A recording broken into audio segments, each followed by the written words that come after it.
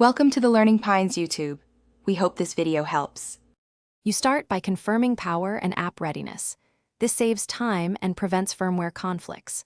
Power the Raveneye Rs3 and your controller, then open the Raveneye app so devices can pair. Once done, mount the module to the camera cage and connect HDMI or USB-C firmly. This ensures video signal integrity. Make sure your phone's Wi-Fi and location services are active because the app needs them for discovery. Now you're ready to initiate pairing from the app. Tap Device Search and proceed to the next step. You'll now pair and configure the Rs3 with a few deliberate choices. When the app finds the unit, pick the Wi-Fi band 5, 8 GHz for lower interference 2, 4 GHz for range, and confirm. Next, verify that the Rs3 input format matches your camera's output. Mismatches cause no video, so check resolution and frame rate.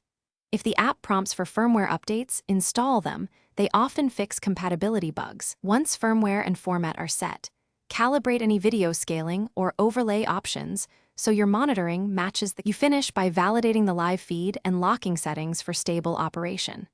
Start a quick recording while monitoring latency and image quality.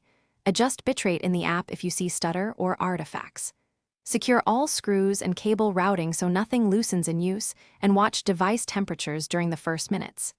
If the feed doesn't appear, restart the camera, Rs3, and phone.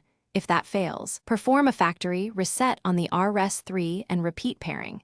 This clears corrupted settings and usually resolves stubborn connection problems.